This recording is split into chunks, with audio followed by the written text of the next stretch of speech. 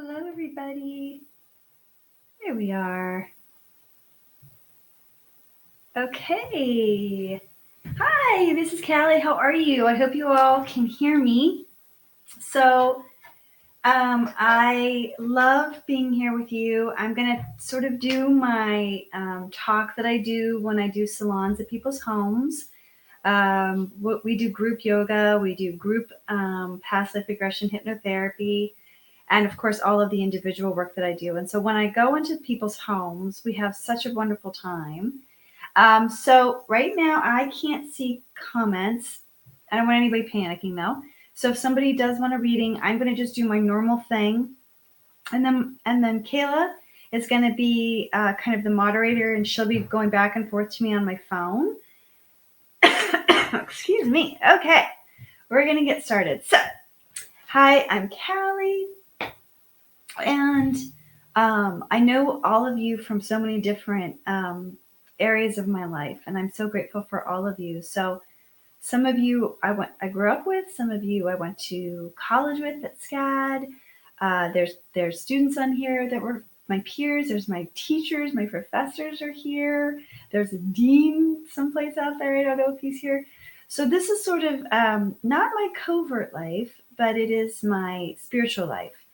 It's funny because this morning I woke up to the final. It's not really the final, but the final regular live stream of a gentleman that I really admire, and he and I think, have similar personalities. You all know that I started as a fine arts painter, watercolorist. This gentleman was a pastor. He likes to sketch. He loves to travel. And so I was asking him questions, which I think he probably felt like they were out of left field. But I was asking him things like, how did being a pastor affect your life, and how is your spiritual integration now? And when he was speaking, it was really touching for me, because I realized that in many ways, um, they say that many people sort of come away from the church, the formal study of religion. I respect all religions. I also respect spirituality. You can be both, and you can have your own intimate, personal relationship with whatever that creator is for you. And so I really feel that it was meant to be, that I literally woke up and there it was, because for my clients that I've had for years and years and years and years, I now am going through the full cycle with them. I've met them, gone to their homes, met their friends, um, done all of the healing work. They got married, they had babies. I was there for showers. And then I'm there for the sad parts too. So I'm there for when people are sick or dying, the funerals. So sort of like the full cycle of life. And I'm so honored to be that person. And so I want to just say that thank you so much. So I'm going to talk a little bit about how I get my messages, and I'm going to talk a little bit about how we all get our messages. So, as we age, I'm in my 50s now, we evolve. And so I have young people, and I have much older friends as well. If you all have, about me going back to get my master's degree in World War II history, and about my beautiful friend that I did the YouTube on, Frank Wall Jr., and about, just how important it is to have a span of friends, from the little ones, like my son's just in first grade, and all of the little Girl Scouts that I get to be friends with the whole way through, and the beautiful perspectives that they offer our lives. And so one of the ways that most of us receive messages, but we kind of ignore, right? Well, I'm going to get there. I'm holding it right here. Is, okay, so y'all have had, raise your hand. I can't see you, but raise your hand if you have ever had deja vu. Oh, there, I can see you, Kayla. Wonderful. It's working. Thank you, sweetie. Okay, I can see comments now, so if anybody wants to comment, I'm here. Okay, so if you have ever had deja vu, you want to raise your hand. And all deja vu is a intuitive psychic vision for yourself, you're getting a snippet of something that will happen to you in the future, right? So that's super powerful because deja vu is a very intimate experience. Um, I have it a couple of times a year, just like walking around. I had a really profound dream recently. Last year, we went to the Titanic exhibit, um, and standing in the line right at the entryway, I had like a full blown realization that I'd had a vision of standing that right in that spot. Um, Other times in my life, I've had them for traumatic events, but not always. I mean, like sometimes it's just like the normal everyday. So if you have ever experienced deja vu, for sure, certainly you are tapping into your intuition. And I think sometimes what happens is that when we have those magical moments, I don't know who just watched Netflix No Good Deed. I really feel like that was the best part that Lisa Kudrow and Ray Romano ever played for either of them. What a great miniseries if you haven't caught it. And I won't spoil anything for you, but of course, the whole thing is about talking with spirit. And so, you know, I think that naturally it probably freaks everybody out. But at the same time, it's not so much that people are freaked out by hearing from the people that they loved here on earth, right? It's more about the fact that it's this really abrupt reminder of the finality of life itself. And that every day that we go in one direction, farther from the beginning and the fresh start and closer to we don't know what, right? Whatever the progression is of our lives. And so then we have that, there's a gentleman who's coming out with a book on time anxiety. I don't like that phrase. You all know that. That's why I wrote my Native American Spirit Wheel Dream Journal book, because it's really talking about honoring the cycles of life so that you're not like surprised when it comes, honoring the projects that we all have and the natural start and finish. So I just made a beautiful post over on LinkedIn, which is more businessy. You all know that I've built these businesses up to 6 and 7 figures over the years. And so now we're doing it again, but we're doing it with digital marketing, but it's soul led. And so the post I was talking about today is it's not your fault. And basically what it's saying is that we do have to sort of roll with the punches, right? So people often come to me when something has triggered them, that perhaps they have suffered a death. Sometimes I would say, I was going to say sometimes, I guess I would say all the time. If someone's coming to me, reaching out, their friends have come or et cetera, I work on word of mouth referrals, that it's about unfinished business, right? So sometimes that unfinished business is with a parent.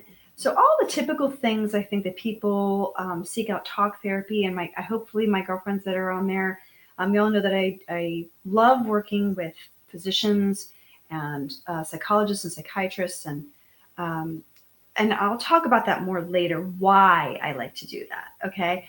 Hi, I'm looking at all these messages. It's so nice. And so okay. We all have this intuitive ability, right? And I have always encouraged everybody for the last 20 years of doing this work that you never need a medium. You can rely on your own spirit sense. And Kayla and her mother, Kelly, who I'm so thankful for, and many of my other friends, I know that people have such a deep respect for what I do, but I am different in that there are danger parts to psychic intuition, and I'm very aware of those. And so I am somebody who is, I always prep. And one of the reasons I love to work on referrals is that I know that somebody's in a good place to receive those messages. And so what my young friend Kayla, who is, boy, is she bright, and I have the highest recommendations for her. And then my friend Mary Adams, who launched the book for me in the last few weeks, what everybody is saying is, we want you to do this certification process because then you get to put your own authentic stamp of ethics and responsibility. There is an enormous responsibility with being an intuitive because um, we all I can't live and make decisions for you, and nor do I want to. And so I have to make sure that you are stable on your own to be able to go and do things. At the same time, um, I really know that the gift is there. I have always had that calling, and I definitely want to let you know that people care for you and that they love you, and they so do. And it's such a special thing to be able to get a message from a grandparent or a parent. So I'm going to be doing that in just a second. So I wanted to talk about how I get my messages, and how we can all get our messages. And this is something that once the course comes out, and I think that we're probably by the end of April, the certification will be finished filming and the modules will be rolling out. So what I'm going to talk to you about is transactive memory. So Malcolm Gladwell, you love Malcolm Gladwell, I'm sure, like I do, The Tipping Point. We actually had a group for many years called The Outliers. Some of those gals are Facebook friends. So what he wrote about in the Bomber Mafia was this concept about how,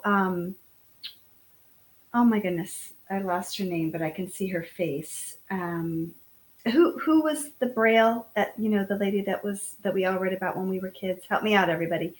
Um, she had said it's okay if the Nazis have wiped out all of the Jewish libraries because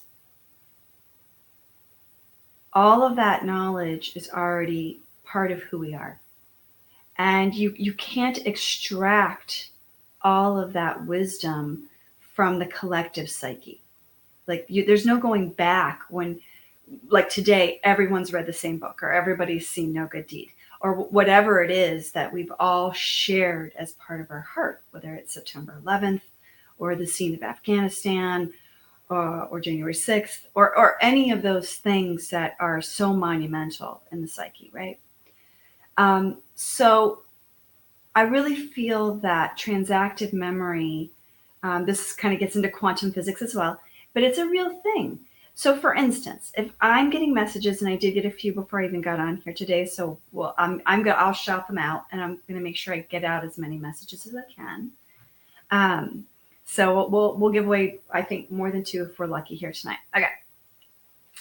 So what a transactive memory means is that I am a matchmaker. So each of us have this ticker tape through our mind of thoughts, right? Just like the stock market, when you think of New York City and Times Square and there's the words are going past, right? And they say that we have 60,000 of those thoughts a day. 60,000 a day.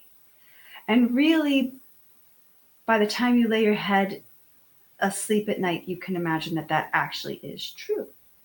And so when you are filtering through those thoughts, you're just in the noticing. They're just going by. We're not holding on to any of them. We're just allowing them to flow.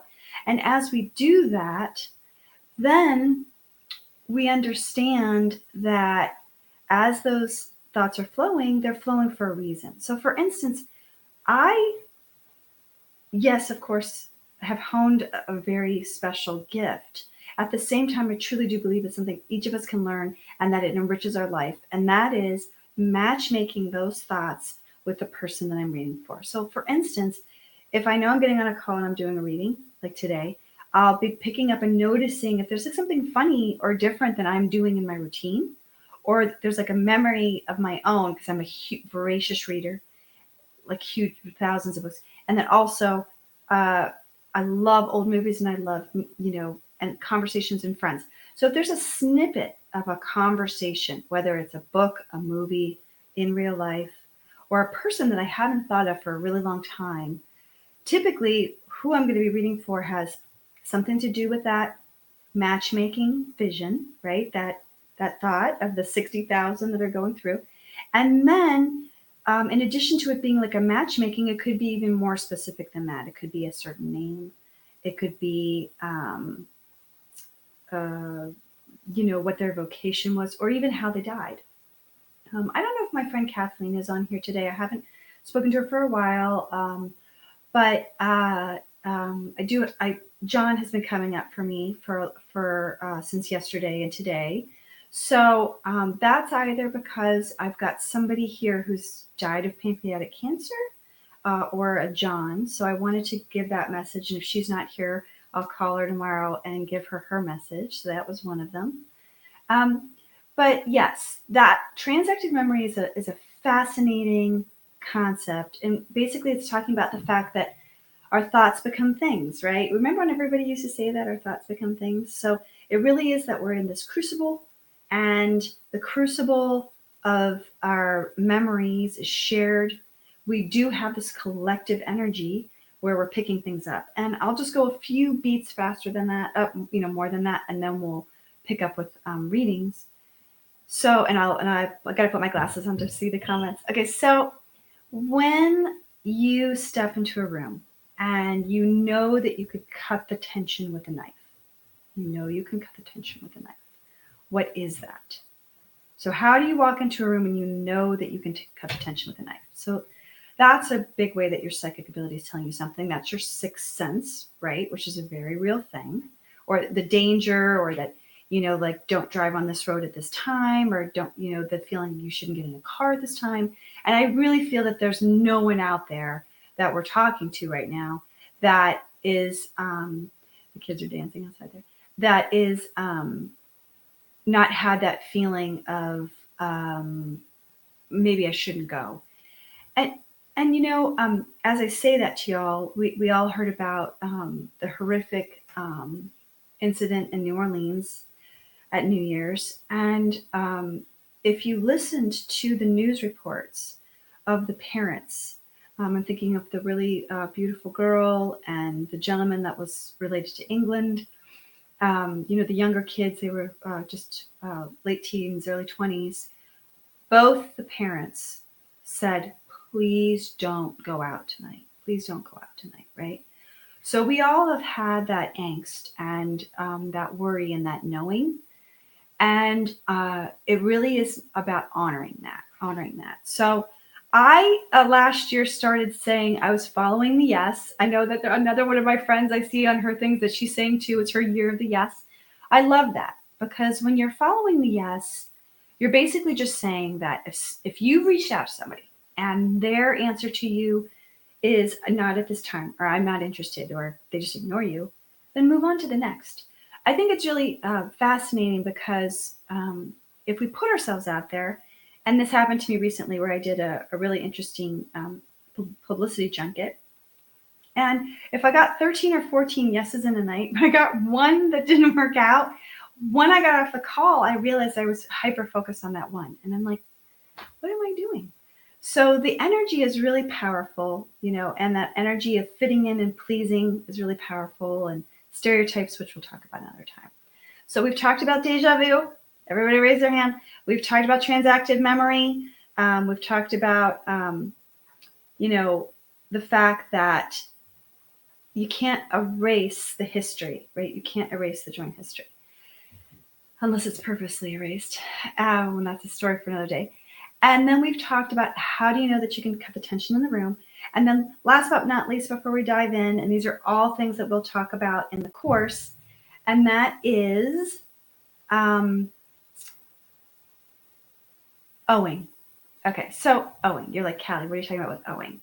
So when we feel that we are in a compromised situation and that we're constantly asked to give, whether it's monetary, emotional, whatever that tie is, typically that sense of owing someone else is reflective of a karmic tie.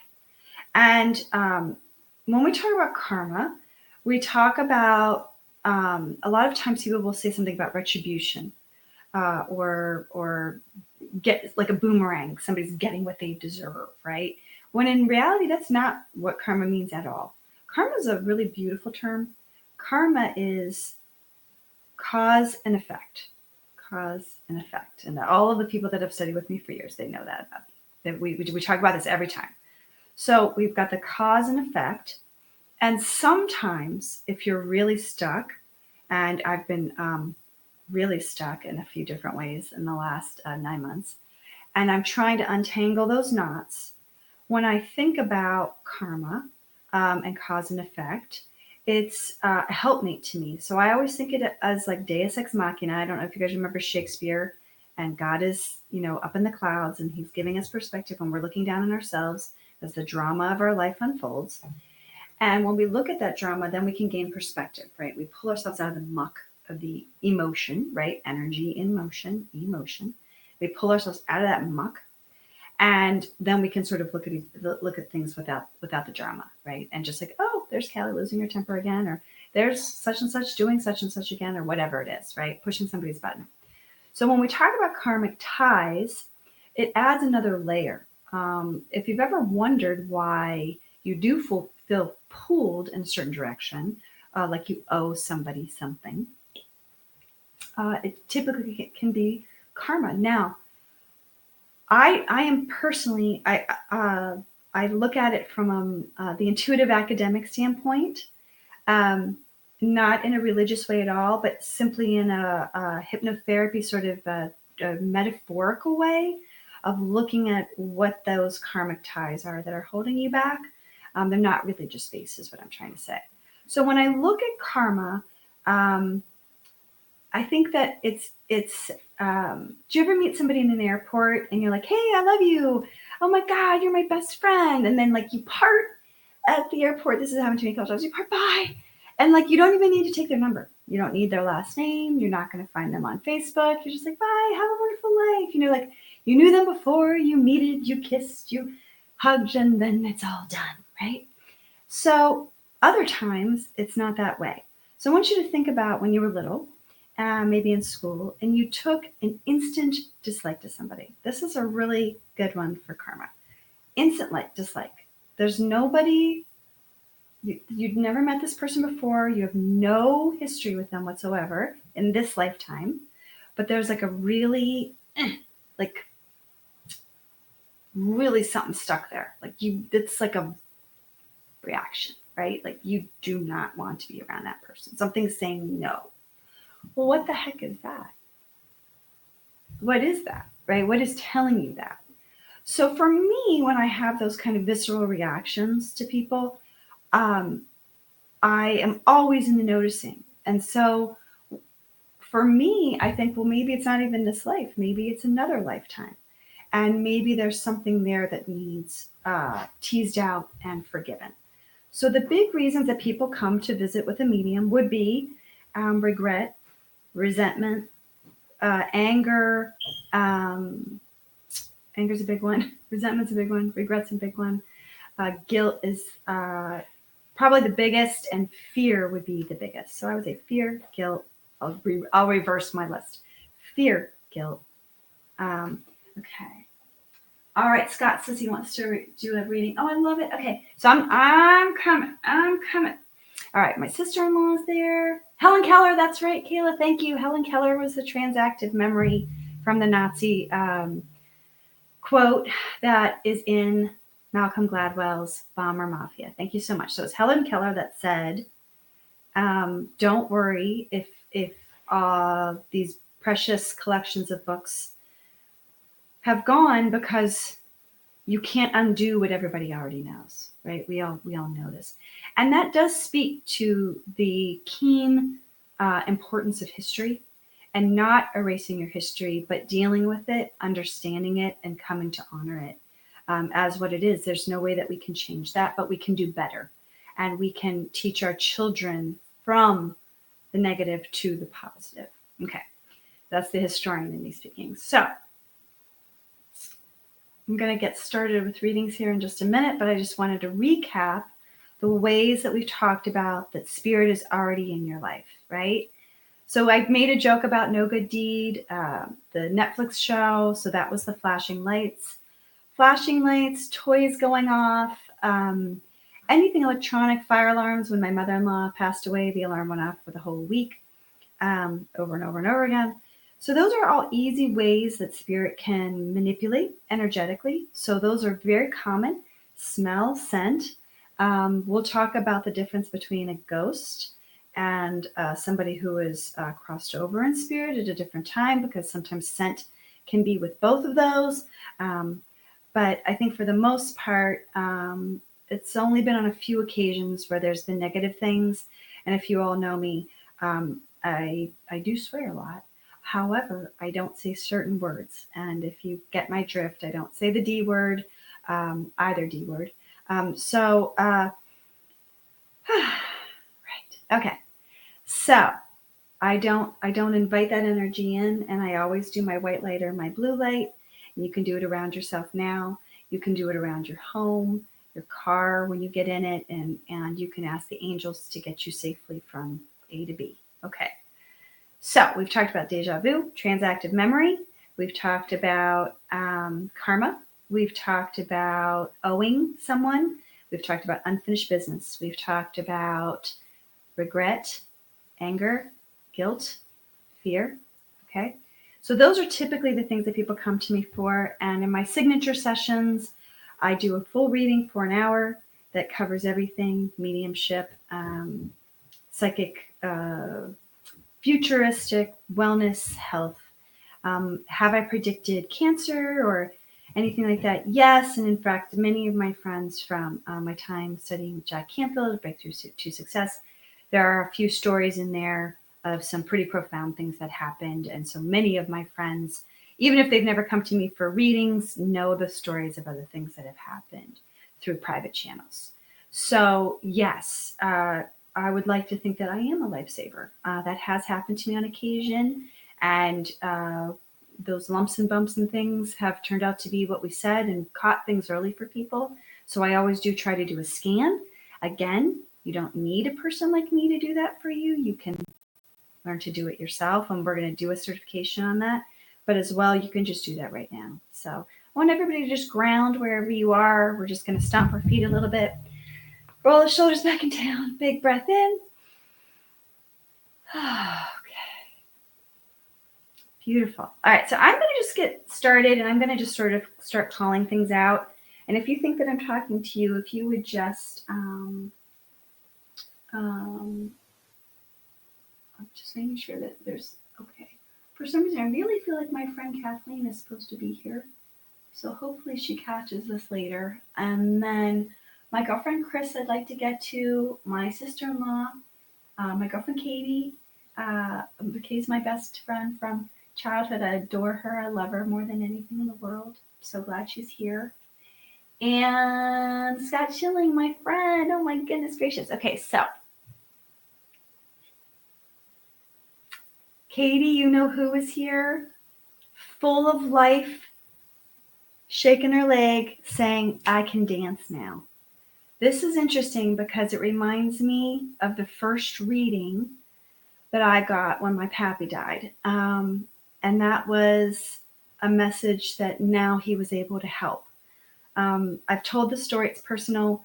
The thing is actually sitting right there. My friend Kyle, I don't know if he's here, but my buddy Kyle had come over. We were both doing our spiritual aspects and our learning together. And I had bought a TV stand, and we were putting it together. We decided to take a break and go to dinner. And when we came back, it was finished. And we both looked at each other and we were like, that's impossible. That couldn't happen. And then later on, we both were learning to, we were doing intuition development classes. And, you know, as you all know, I was soaring. So right after that, I was on national TV, and it was so wonderful and fascinating. But I did want to honor someone that I had heard about from friends. And so one of my first readings that I ever went to was a gentleman.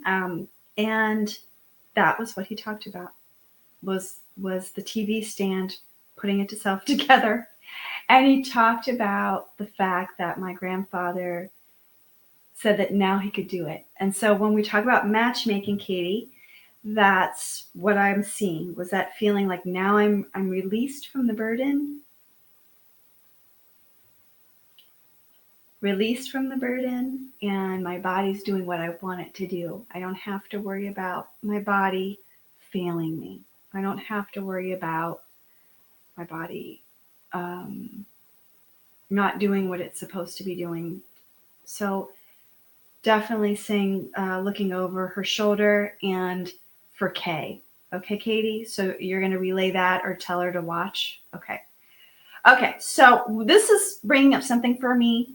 Obviously, you all know that this is public, but for me, these things are very personal. They're intimate, and I don't want to ever use a name or something that would make somebody uncomfortable. So, Katie, I love you, and hopefully you are understanding what I'm saying. Okay, so that was for Kate and her family. So, and so proud of her sisters. I'm sorry, I'm just finishing up Katie. So proud of her sisters, and very sad to be missing out on the milestones.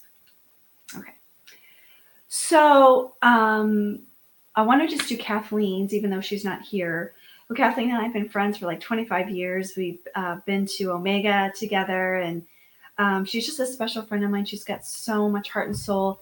When I met Kathleen, I would tease her because I would say Kathleen was like the army. Like she would get more done before 9 a.m. than the rest of us got done all day long.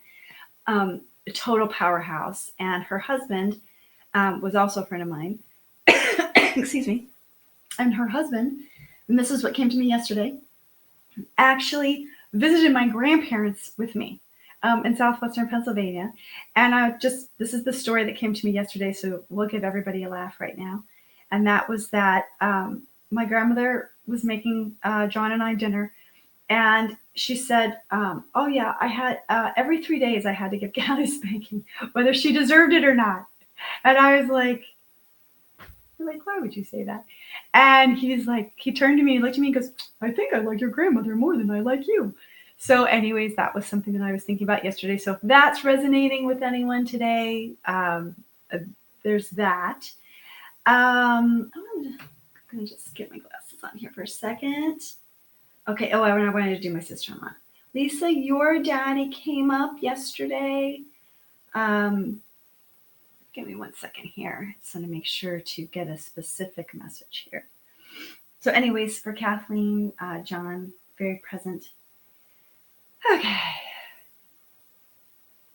Lisa, something about bowling. I was just seeing the bowling alley. I don't know whether I've got a Dan or a Dave in your family.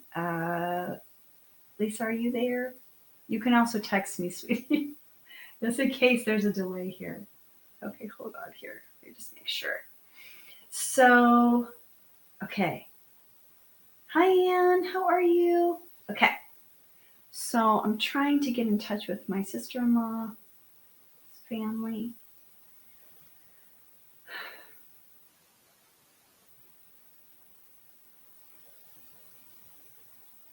I see a Christmas photo, I think. It's like he's sitting on a sofa. You're kind of curled up into his lap on your side.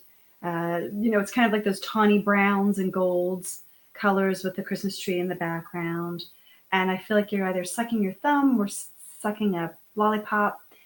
Because of the visual ability of designing houses for 30 years, I often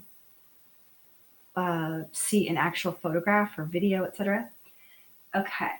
And I'm coming to you, Scott. So for Lisa, I see this photo.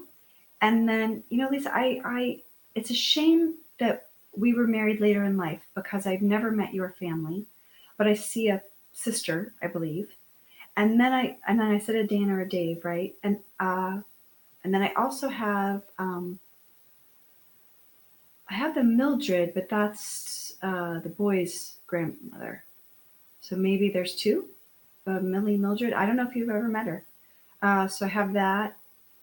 Something with a tree and the swing in the tree in the front of the house, and a rusty gate, and a cut foot. So I don't know, Lisa, if you can get back to me, tell me if I'm okay. You're here. Let me know if this is ringing a bell with you. And then I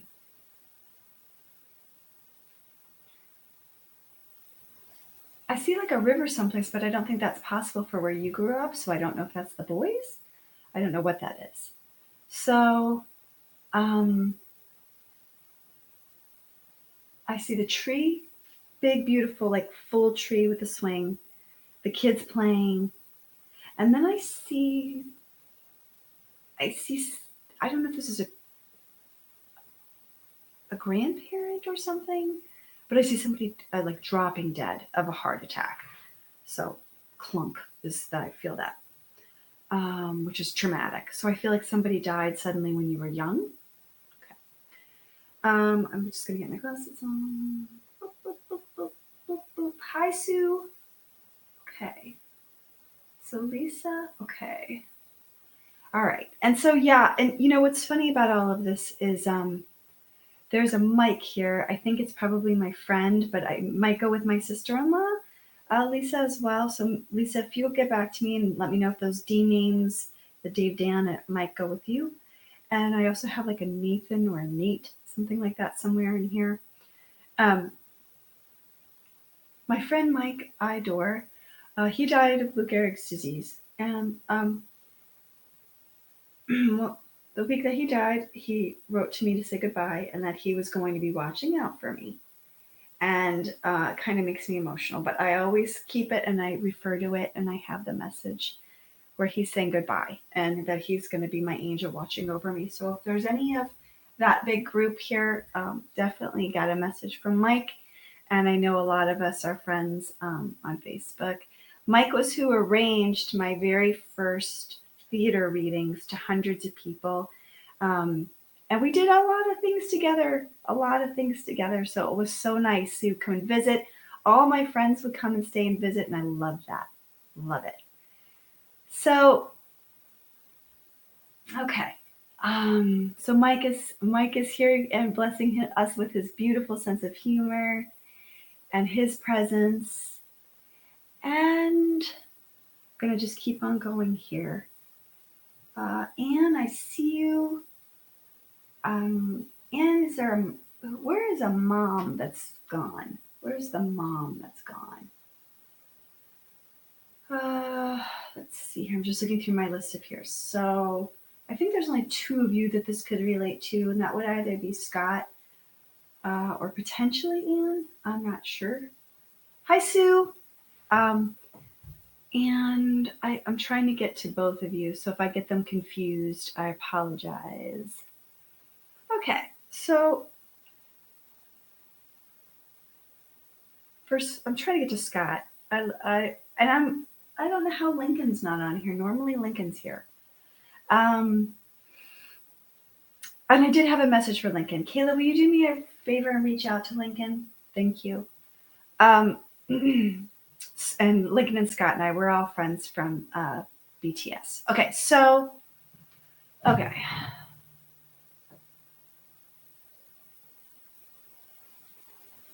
You know, Scott, I'm really feeling keenly that close call that you had a few years back, and it seems like it pushed forward another close call. So I think that this new path that you're on, where you're talking about, baking into your day more rest and relaxation, or the joint ventures that you're going to be embarking upon, I think inherently have to have that travel aspect and that ability to bring your beautiful wife with you so that you're able to really enjoy. I also feel like you will be tied down to the house a little bit more with the new family members coming. But you're one of those people that I feel similarly have the seed of ambition. I actually was writing about this today. You know, some people like are done, and anything that they do after they're done with their passion is like gravy. It's just, you know, I don't want to mix my metaphors here, but like, icing on the cake. But they don't have a burning desire. Like their work life, their work career has an arc, it's coming to an end. And whatever the next part of that, there's really no strings attached for those people. They're able to complete one thing and that's done for them, move on to the next part of their life, And because there's no real like, I've got to complete this thing, then they're okay with whatever happens to them. For Scott and for myself, maybe Anne, trying to read the energy here. Not Kayla so much, but Kelly. Kayla, you must have Taurus or Earth energy in your signs. Oh, and Chris. Chris, I'm like half and half with you. Um, some of us, and I think it's hard to explain to those who don't, still have this like really visceral desire, this true need to produce. Like you've had enormous successes, you've had all sorts of boxes checked, and all sorts of enormous. Kelly, I'm thinking about you. Scott, I'm thinking about you. Like just incredible. The trajectory of your work lives is just incredible. It's just like wow. And yet there's something, and it's not about passion. The passion is there. It's something else. It's like this sated fulfillment type thing that is still not done. There's just the simplest way to say it is there's just more work to be done. And I don't, in Scott's way, perhaps there's a feeling that the larger recognition never came, and it's deserved. So, Scott, I would just hold on to that for a little bit because I see a book in your near future. You're one of my closest trusted confidants and friends. You're not done, but they're saying that the path forward is very easeful and simple. So we're going to go with that flow. And then I see like a really fancy like easy chair and the dogs and everything. So I think that's why they keep on showing me the easy chair. Like you're like, oh yeah. And I mean, you've got a beautiful home. I've seen your home. That grand staircase I love. And I love all of the pictures that you always post. So there's something though they keep on showing me the chair and the chair going back. And it's not like you're sleeping or anything. It's just like I think they're just saying the easy chair. Take the easy way.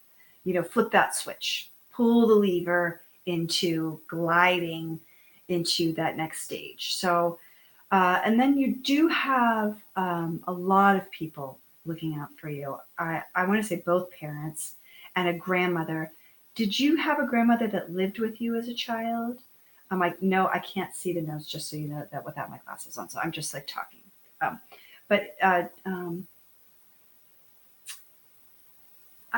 don't think I'm going to take phone calls. I'm just going to give messages if that's okay. But if somebody does, okay, yes. Okay, good, Scott. Okay. You had a grandmother that lived with you?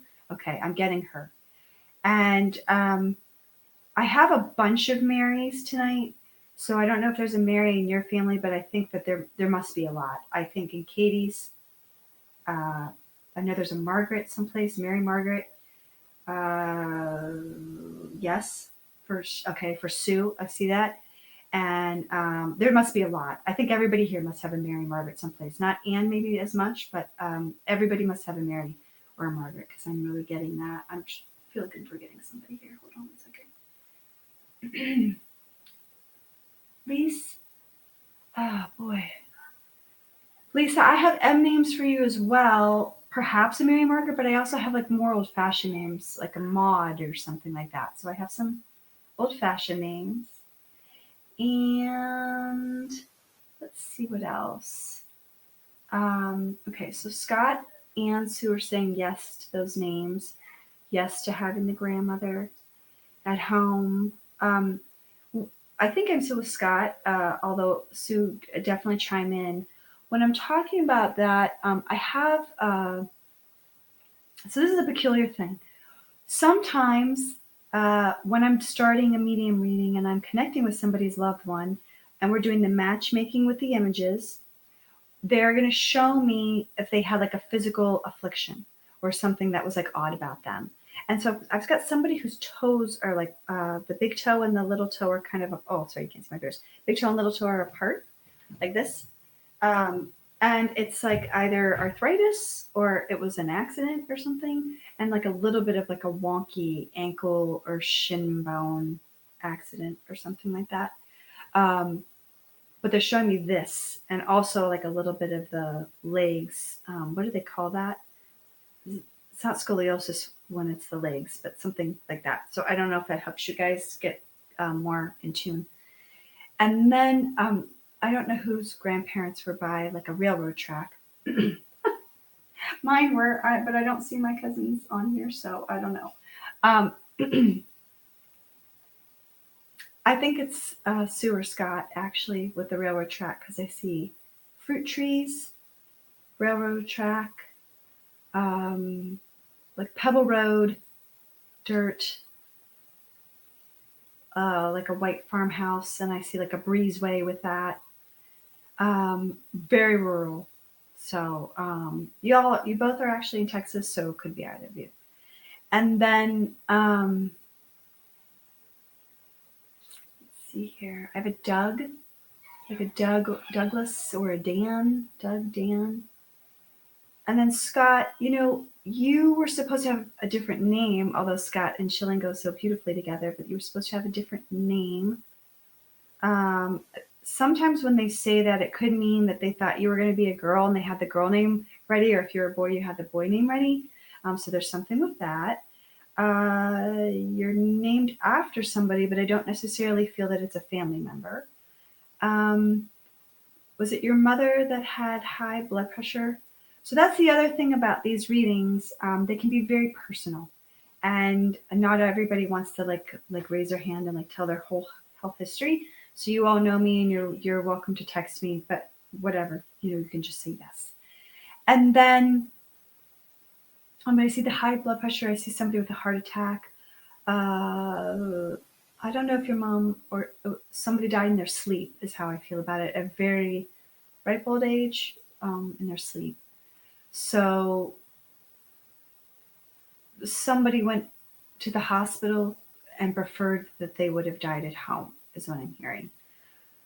Okay, so I feel like I'm with Scott and Sue with that, but I think it's a Scott. So if that's resonating, let me know. And then, yeah, I have somebody who died in the hospital bed. I see the bed. I don't feel like the bed was at the house. I feel like it was in a hospital. And but they were upset, even angry because yes, your dad. Okay, thank you for letting me know, sweetie. I think there's a delay with the messages. Yeah, and so there. Yes, mad about like I see the IV and the morphine drip and all of that. So one must have had cancer or some kind of complication, and then the other in your family, Scott, was heart or blood pressure, but somebody lived to a really ripe old age, and those people are all still with you. I have like an Ellie, uh, Ellen, something like that in there with you as well. And then I have some really old fashioned names coming up, like a Vera. I don't think I've ever had a Vera. Vera, something like that. Vera, Veronica, so something like that. Okay. I want to just give you an actual message from your dad. So this is kind of like when they talk about their health, that's their way of um, just making sure that we're talking about the right person. Okay. Scott, with your dad, something about a car and a factory, big building that he worked at, and something about losing his best friend, like maybe like I don't know, when you guys were kids or your dad was like 40ish or something, before he changed jobs or retired. He's talking about a friend dying. Close friend, really close friend. And because there's a feeling that he helped raise somebody or somebody helped raise somebody else's children, or like they became like your brothers or something like that. So a real feeling of camaraderie, which is so beautiful, and a factory feeling. And that could be where the railroad tracks were. Oh, my former beauty of an assistant. I don't see her in here, but I'm thinking that Lindsay's getting a message because I'm seeing where her parents were from, which is where I'm from. Because I'm seeing that factory and the railroad tracks. It's pretty flat though, so okay. His sister 42, that's it. It was 40 and it was like his best friend, best bud, and then they took those on as if they were your brothers and your nephews. Oh, thank you. And I apologize for the delay, Scott. It just takes a minute for the message to come through on StreamYard. Um, and I'm sorry for your loss. Was the names? Let me know if those names are ringing a bell. And then yes, and then but the Ellie, I've got like a. I don't know if it's for you, Scott, or if I've just flipped to something else. There was the Vera, but I got like a Dana. Oh my goodness! But it could be a man's name, Dana. And then oh my, you're very loved. Uh, I there's somebody in your family that everybody compares you to, Scott. I think it must be a grandfather. Certainly your dad, but it's like a generation apart from you. So somebody there that really watches out for you and loves you. Okay, I wanted to get to Chris. She was here way at the beginning. I'm going to try to get messages for as many of you as I can. Okay. Oh, Lisa, I don't know if you were hearing me. So if you want to text me or let me know if that information that came through was right for you. And then, okay, Lisa. Lisa, also, um, was there a high school friend of yours that died? A woman that died recently? Um, she might have even had your same name, or they're calling her like your twin. So I don't know what that's about. Somebody that was your twin, but they just either were lost or suffered a loss, and that's they're highlighting that person. Okay. Um. And okay. Oh, I'm seeing the thing about the Taurus was a yes. That's crazy. Okay. Um. Okay. Okay. Trying to get to Anne and Sue and Chris. Okay. Oh my goodness. Chris, you were another one where when I'm talking about there's a difference between unfinished business and not finished with my business, by the way. So I just want to make that clear that when I was talking about myself and Scott, Chris, Kelly, that what I'm talking about is not finished yet with what I want to get out in the world, what I want to produce, which is different than unfinished business. Chris. So Chris has a little bit of unfinished business too, but there's mostly I'm not finished yet. So I feel like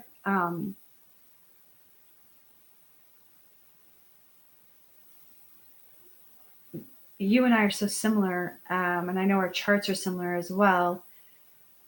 You've got this beautiful grounded energy, and you're so consistent that I kind of feel like your talents are going to keep matriculating and getting easier for you as time goes on to not have to be as hands-on with things. My girlfriend Chris is one of the most talented massage therapists that I've ever known, and she's developed her own school and of somatics, Hannah Somatics. So she's incredibly talented.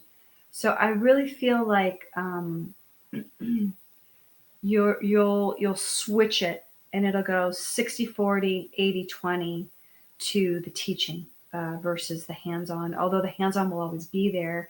And it's funny, a while back when I was like so just doing my research on Instagram and everything, there was a lady that I would see these crazy moves on people.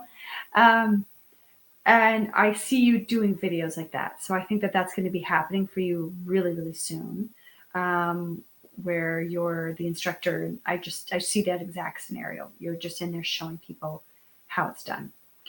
And girls are good.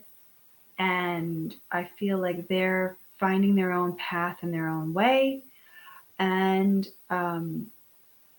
I do see, I'm going to talk to you about it privately because it's health stuff. So everything looks good. No more hiccups. And then I think what I'm picking up on is with parents. So we'll talk about that. But Okay, I'm trying to figure out a way to say it in front of everybody without embarrassing you. Okay, so is somebody going blind? What is somebody having something with their eyes? So that's what I'm seeing. I don't know if it's the cataract. That's what I'm seeing. Okay, and then I've got new comments here. Let me just make sure. Okay, Lisa's saying no. Some guys. I don't even remember what we were saying. So we said, um, it's text me or let me know so I can get back to you because I just want to make sure. Oh, it was guys that died, not a girl. Okay, gotcha. All right, gotcha. And are you still friends with the girl? Oh, dad, macular degeneration. That's it, Chris. That's what I couldn't think of. Thank you. Yep. Yeah, he'll get that fixed. But I can see the frustration with him because it's like like I see it like this. And Lisa, I understand what you're saying. Yeah, a guy from class recently died. No, no twin, Lisa. Look at this. Okay, so the twin thing, either was a name or somebody that like. Lisa, was there a picture of maybe you like dressing alike with somebody? So I don't know what that is like. Or did he have twins? The guy that died. Something about twinning is really what I'm hearing. Twinning. So I don't know if that helps. But I'm sorry for your friend that was lost. I also had a friend that died this week on Monday. And hi, Em. Hi, Todd. Um, and I was thinking about you today. Uh, just making sure I'm not missing anything. I also had a friend that died on Monday. So I'm guessing that my childhood friends will see this at a different time. So we'll get a message.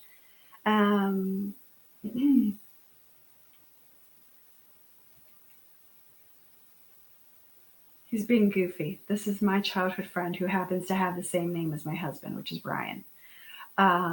He's like making a joke about, oh God, everybody help me out. What was the Burt Reynolds movie where the police are chasing like chasing the car everywhere, the whole movie with the dadgummit sheriff that never catches up to him. Anyways, for my friends, that's what I'm seeing as the message from Brian, and I think we all probably know what that means. Okay, so rest in peace to my friend, my childhood friend. Okay, so Lisa, yeah, Smokey and the Bandit. That's it. Yeah, Smokey and the Bandit. That's what I was seeing for my friend Brian. Lisa, I think for your friend, there's my cousin. Hi, Susie. Well, I thought I got Grandma Pappy earlier because I was seeing the railroad tracks, but I think it actually might have been for Scott. So I need to check in with Scott about the house and the railroad that I was seeing. And the other thing that happens when you do group readings, just so you all know, and this happens for all the wonderful people that have hosted me, when you do readings, it's a really long day.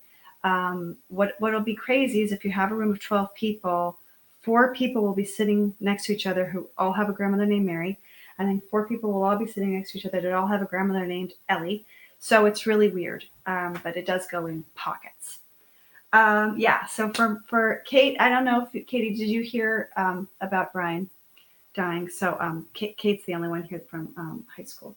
So Smokey and the Bandits for my childhood friend. For Lisa's childhood friend, I think this guy had like leukemia or lymphoma, something like that. I think. Okay. And then somebody else, you must have had another one that died, Lisa. That was a heart attack or stroke. And for Katie, I was thinking of our mutual friend from when we visited Mom and Dad's house. And so you did get a message from her yesterday, and I'm happy to give that to you today. Oh, yeah, Cannonball Run. That was the other one, too. Yeah, Cannonball Run.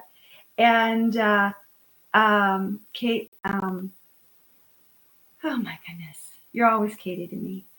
I'm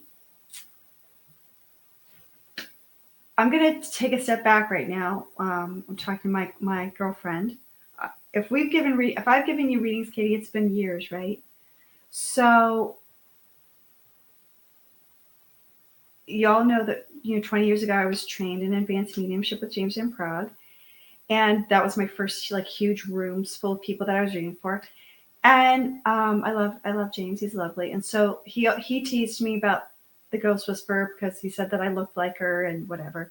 And so of course I read the Ghost Whisperer book, which James Van Prague was the executive producer of. And when you open the Ghost Whisperer book, it says expect to attend your own funeral. And so Kate, that's the message that I'm getting. And you'll know what that means. I thought it was beautiful and was so happy that you were there. So happy. Loves you. And you must have a picture of her somewhere in the house, Katie. So I do see that someplace. Okay. And then I'll have to let Jen know because Jen's popping up in here too. Okay. I just want to make sure that we got the... Okay. Oh, that's funny. Kelly, your grandma was obsessed with it. That's hysterical. That's what I'm thinking about. See, that's what I mean. It goes in like waves. Okay. Okay. Just let me see. Oh, Kayla says she saw a cardinal of her grandmother. And when she and I were on the phone this week, I saw a cardinal and I told her about it. So I think that's what happened, but I was seeing cardinals this week as well. So, okay. I know it's really, when you want to hear from your grandparents, it's a big deal. And as we do this, you all know that you don't need somebody like me, although I'm so happy to be here and to help you with all of this. But you know it, and honor those signs and spirit messages. Okay, so I wanted to get to Sue, Ann Moss, and Susie. You'll have to go back to the beginning about Grandma and Pappy there there was a story there. But I'll try to get to you too, Susie. Okay.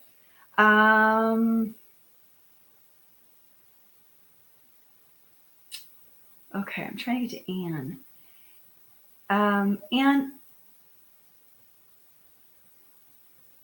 is there a Holocaust story in your background with a pogrom? I see like Middle Eastern. Middle Eastern. What am I saying? I see Middle Europe, like Poland.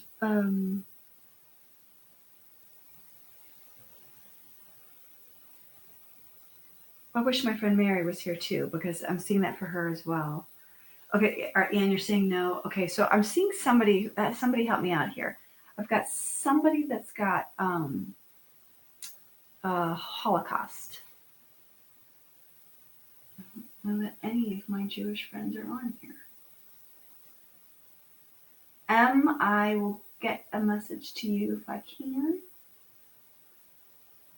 No, I don't think that they are. I think this is from my friend Mary Adams.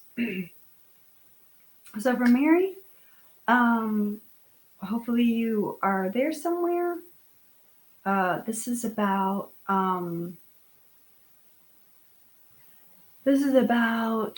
it's like I feel like half the family was totally wiped out.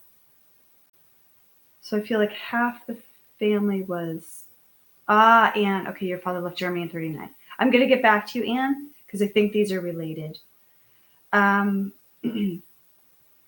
Okay. So Anne, okay.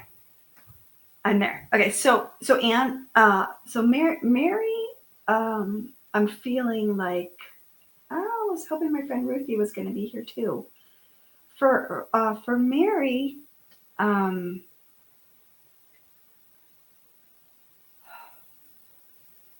it was the strangest thing. I feel like there was 18 family members lost in the Holocaust, and for some reason it was all one side of the family, and only one was a survivor. Like one boy or one girl, like a one-off, and they really struggled to connect or reconnect. They might have been like first cousins or something, and even though they were the only ones left, it didn't gel. So again, when I talk to you guys about being a matchmaker, so I write about books a lot, you know this, and I do a lot of book reviews. So there's a book that I've passed along to some of you. It's called A Vicarage in the Blitz, and it's the story of Jewish refugees leaving um, Germany and Poland and getting to England. Then, of course, you all know that it wasn't very romantic. They were like indentured servants, basically, just like the rest of us. They came from Ireland and Europe, and so they went into service. And so this one lady who was the vicar's wife just loved these refugees, and she treated them like her own children, and she was completely devoted. And she wrote on this like vellum, typed it, and kept the friendship going for years. Well, anyways, this gentleman who wanted to be a doctor, he eventually did become a doctor. Last I checked, he was still alive. He, his journey, I've told this story in another video, so I won't go into it. Anyways, he was on a hell ship, but his journey was so terrible that he actually changed his name and was never able to reconcile with his mother. There's just whatever happened was not able to be repaired. So for Mary, I feel that that's the same. For Anne, I also feel like there must have been family members that thought that if they got on board, even though that they were Jewish, that they would be okay, and that's not what happened. So I feel like there was mostly a good story about getting out, but there were some people that died bad deaths. Might have had the same name as your dad. So like if there was a repetitive family name, like a Friedrich, spelled with the ICH. So anyways, that's what I'm seeing. Okay. Sue, I feel like I haven't really gotten to you. Oh, and Katie says she did have the pics that she dug out. Oh, that is so weird. And then Chris was saying about the eye. Yeah, exactly. Yeah, the whole thing with the eye and that. Yes. Okay. And then with Anne, hold on one second, Anne.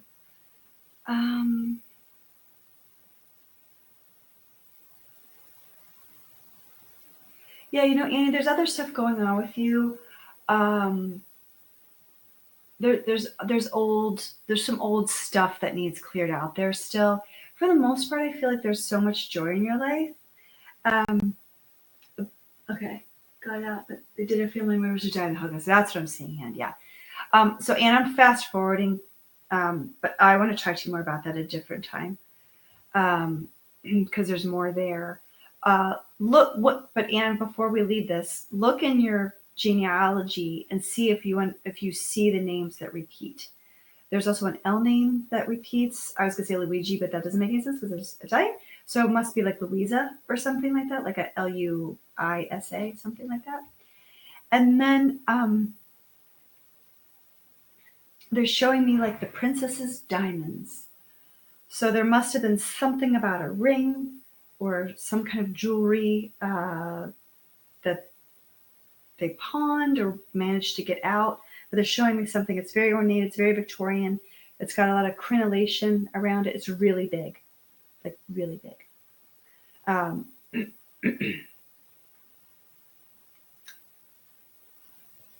Kind of like silver is what I'm seeing. And so I don't know. Help me out. Or something with an onyx stone, maybe like a black stone.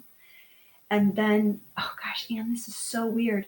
I flashed to those morning pictures that people used to do in Victorian times where they would use the hair, something about a locket or having a slice of hair. So I don't know what that's about.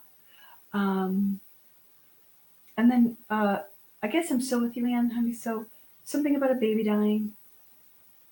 So that must have been with the dad, with the parent. Oh, okay, perfect. Oh, that's it. Leno. Oh, thank you, Anne. Okay, great. Okay, yeah, because I was getting the strong L's. Yeah, and then the baby Anne is in that family. You know what? It might have been a stillbirth. So it would just be a blip in the records before they came over, but that's what I'm seeing was a stillbirth. And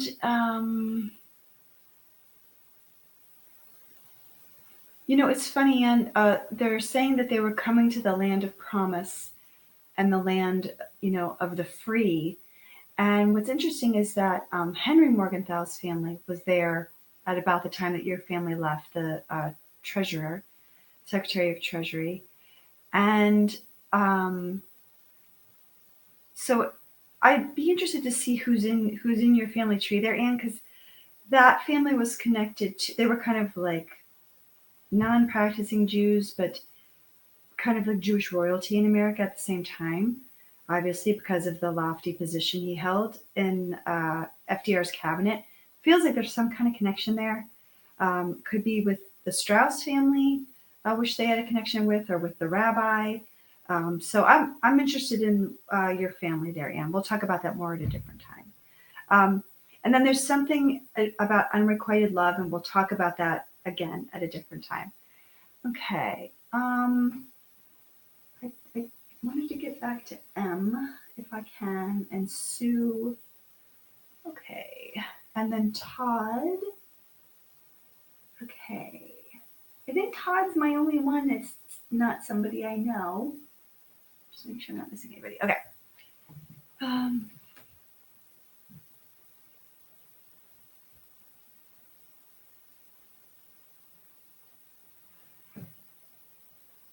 Susie, I'm trying to get something for you that's not going to get me in trouble, but I'm seeing something that would get us in trouble, so I'm not going to talk about that.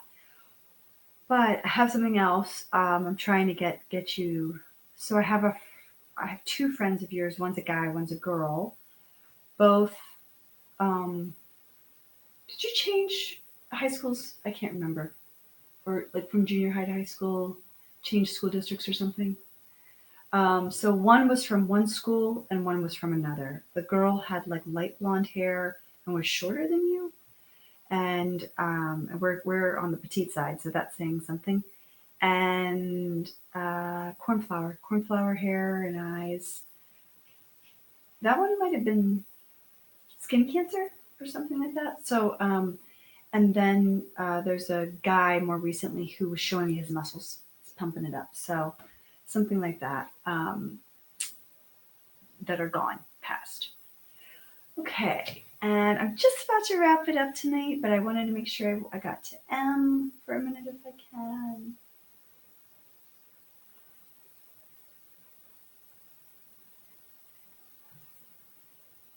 Em, there's so much joy in your life. You're another one in that group. I don't know if you were here to hear it at the beginning, that is still striving. And the thing is that doesn't mean that things aren't completed, or that like amazing things haven't happened. It just means that there's still this seed of incredible will and desire where we're not sated, where we don't feel like we're sated. So there's that. Also, I feel a real distance between you and your family, which I know is because they're across the ocean. But there's the father figure. There might be two father figures, and there's something there where there feels like there's a real loss. So I don't know you well enough to know where that's at, but male figure, father figure, and there's like an Ed or Edward, Edwin, Ed, and I feel like you just want to be closer. There's somebody that's showing me their arm. So typically that's like they're showing me like heart attack, or like having to have like something in the veins, like an IV, and it feels hard, like a hard vein, like I don't know, like they can't do anymore, and somebody's got like swollen lymph nodes or something. So I think I'm talking about somebody's illness, and it must be a relative that's away. And then I want to say that the man that I'm seeing is that person's father who has passed. So perhaps we're talking about a grandfather. Okay. Think about what else is going on. Lisa, is there something to do with the lights, like some kind of a issue at church that needed like really big repairs? Like I see something going wrong, like weird. Like you had a bunch of things supposed to be happening all at once, and then all sorts of repairs needed to be done. I see it all, man. I saw like lights, something with water, pipe or flooding, and then I also saw at your house something with like dust, like wind or something. So I don't know, a lot of weather stuff. Maybe I'm talking about your family in Iowa. I'm not sure. Okay. Anybody else have a question for me that I didn't answer? I don't think I got to Kayla, did I? Okay, so just want to make sure. Oh, and Sue. Okay. All right. I'm just still laughing at the whole Cannonball Run thing. All right, so I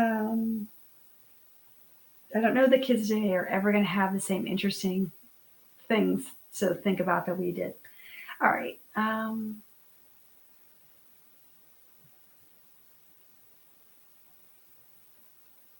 was trying to get something for Kayla, and I don't know if this is for Kayla or Sue or Susie, but it was something about them cooking something, and it was something with potatoes, and then it went right to potato salad. So I don't know what it is about potato salad. And I've got fried pickles, which is not my grandmother. My grandmother didn't really fry anything. So something about fried food. And then, Kayla, honey, are you there? Is this for you?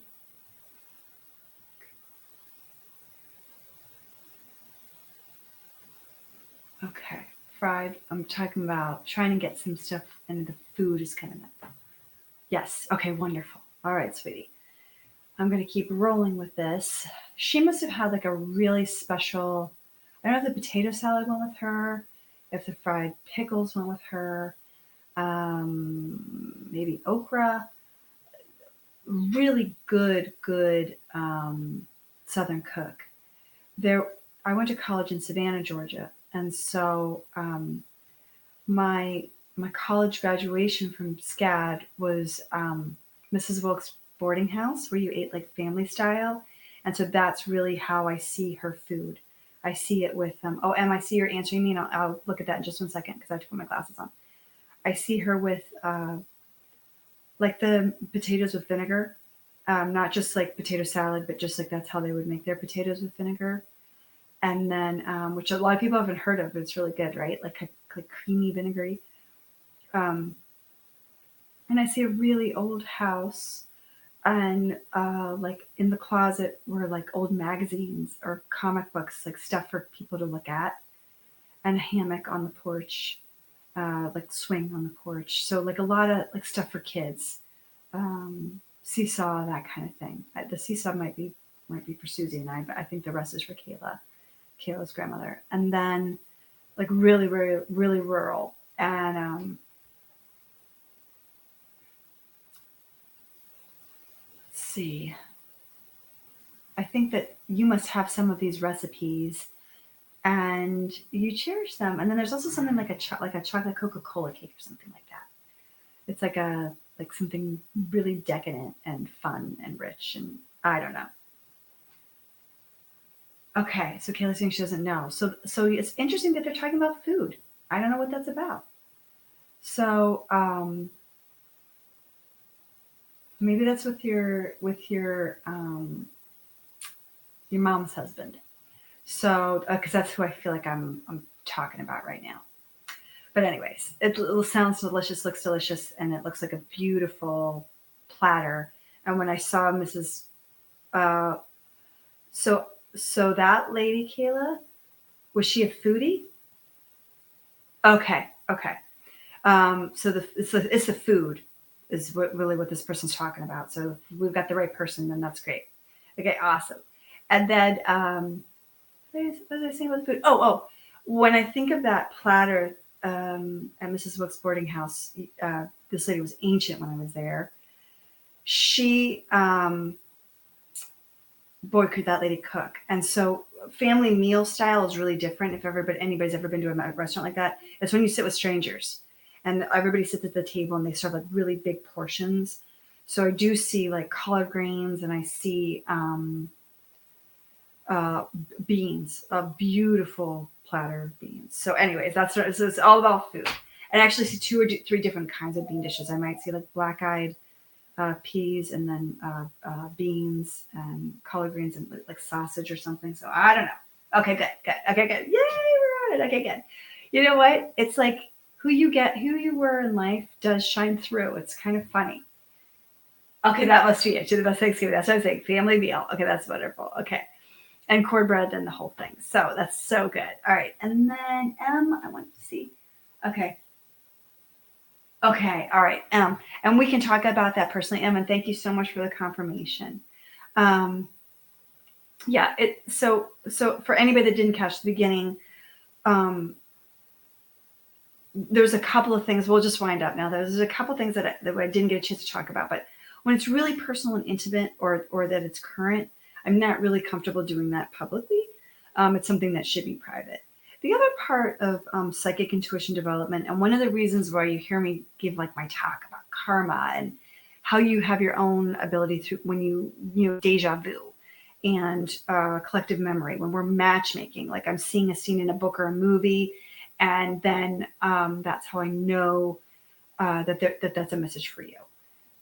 We talk about all of these things because when you think about the way that the word spirit is used, like when the spirit moves you, or I want to get high with drugs or drinking, like to get the juices flowing, and so tapping into your spiritual intuition is really a balancing game where you must keep your grounded self grounded. Y'all have heard that I'm not a drinker. Once or twice a year, some decades I go by without even having one social drink, because it just doesn't. I hear it ringing in my ears, and this is hard enough, and it's a big responsibility. Now, the other part of this, the dark side, is that despite the incredible prevalence in our culture for every kind of ghost hunting and ghost video and ghost everything, recording it and watching it, and it's just like endless, right? The issue with that, though, is that if you go into a traditional, and it's changing, but like a traditional situation, and you tell somebody that you see spirit or you are able to talk to ghosts, somebody could ring the bell. Oh, that person must be crazy. They must be schizophrenic, right? So that is the cautionary part of why I talk about it, and why I frame things in a very anthropological, cultural vision of reincarnation. It's why I try to always ground things in my academic, scholarly research background. But part of the reason that I'm so good at being a scholar is because all of this is about being an expert in human nature and genuinely caring about somebody, right? And it's not supposed to be salacious. It's not supposed to be triggering anybody. It's supposed to be a healing, beautiful insight that you go back at a different time of your life, and you take notes when we're done today, and you sit with it, and you consider it, and you think about it, and you think about how spirit and that creative that's why they call it co-creating with spirit, right? So it's like I'm downloading from whatever that beautiful belief system I have is, and then I'm uploading, out into the world, artwork or messages or what have you. So that's where we're at. I hope you all enjoyed this. This was so fun for me. I want to thank you all, and we'll do it again. And I just love this. And if you would like more time with me, please just make an appointment. Kayla put up the website, and you can always text me. Okay. I love you guys. Take good care. We'll see you. Until next time. Bye.